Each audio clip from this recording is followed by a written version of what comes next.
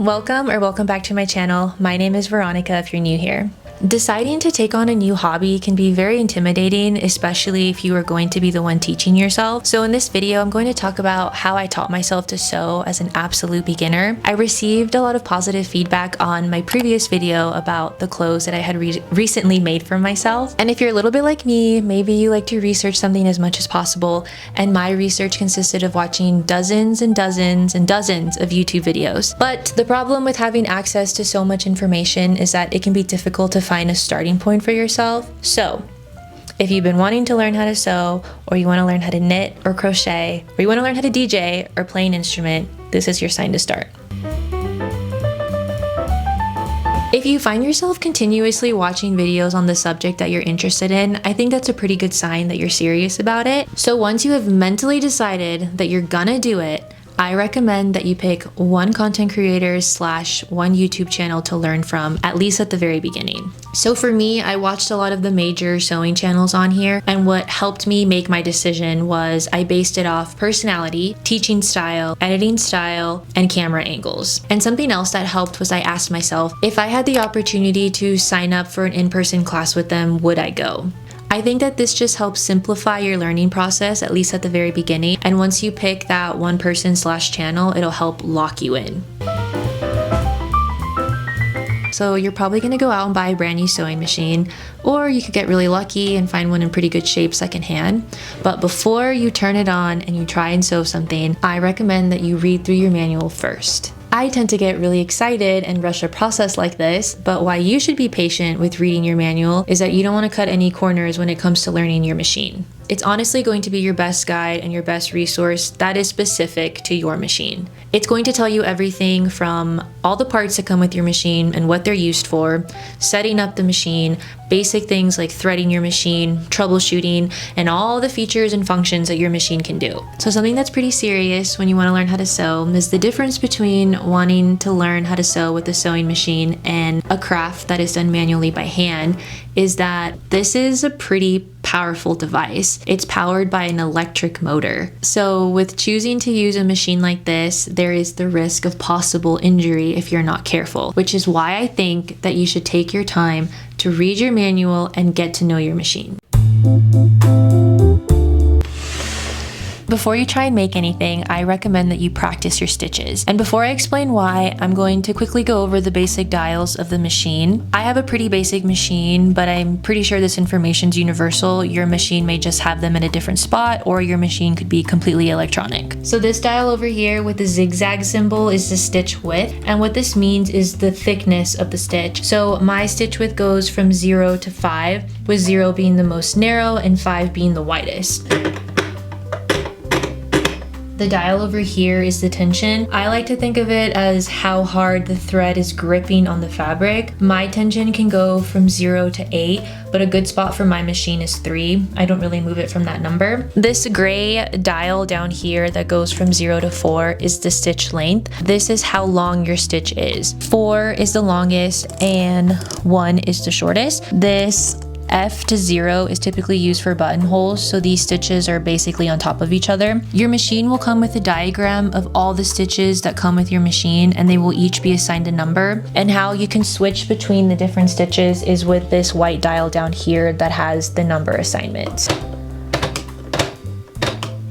And something that's also happening is that the needle is changing position. The reason why you want to practice your stitches first before you try and sew anything is I think it's helpful to see each stitch with a different length, tension, and width. And even though you're probably mostly going to use your straight stitch and zigzag stitch anyway, I think it's helpful to know what each stitch looks like on fabric. And as you're practicing your stitches, you're also going to learn how to control your machine. Something I found that isn't really mentioned in sewing machine demonstration videos is how powerful and loud your machine is. You can feel the vibration of the motor, and maybe this is obvious, but it wasn't obvious to me when I was watching those kinds of videos at the very beginning. There is a lot of unspoken multitasking that's happening when you're trying to learn how to sew. So some things are, you're trying to control your foot as you're pressing it down on the presser foot so you don't sew too fast. You're trying to control your fabric so you sew in a straight line. And while you're doing that, you're also trying to prevent your fingers from getting too close to the needle so you don't get hurt. So there's a lot going on. So when you're practicing your stitches, you're also going to be practicing these things at the same time. time. I think a big part of learning how to sew is the multitasking that's happening underneath. So once you have that down and you feel pretty confident with your stitches and having control of your machine, you can move on to making simple projects. Before you start making clothes, there are a lot of simple things that you can make beforehand. So you can make things like scrunchies, fabric pouches, fabric headbands, Christmas ornaments. There's a lot out there. And once you've made a few of those things and you feel pretty good, you can move on to making clothes.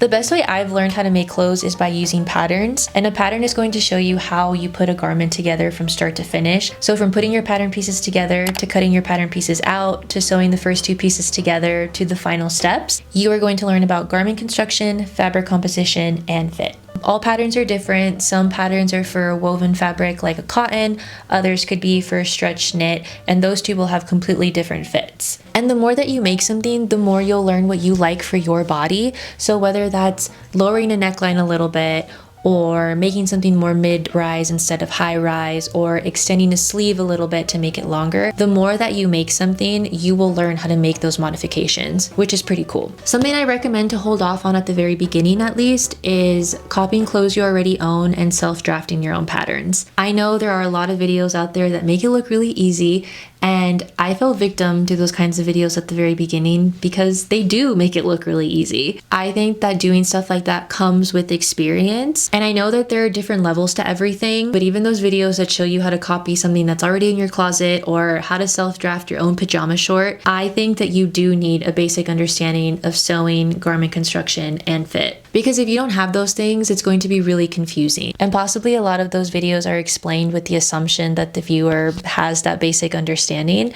So my bad. So I would wait until you've made a few things that you feel proud of, that fit you great, that you've incorporated in your wardrobe before you try to copy something or self-draft whatever it is that you want to make.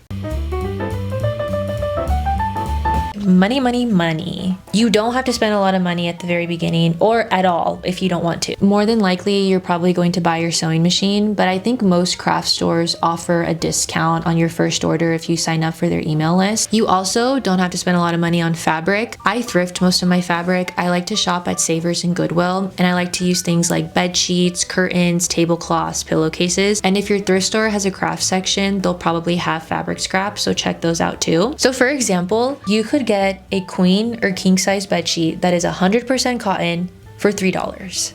And you also don't have to spend a lot of money on sewing supplies. I got this baggie of spools at Savers and I paid $5 for it, which is pretty good because they're full size. There's a good variety in there with all different colors. So you don't have to go out and buy brand new thread or a set of thread. Other things I've seen at the thrift store are pins, pin cushions, seam rippers, measuring tape, curved rulers.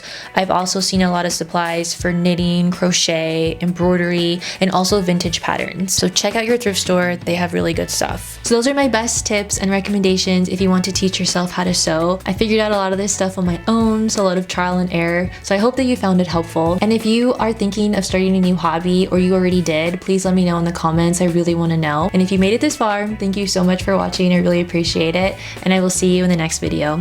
Bye.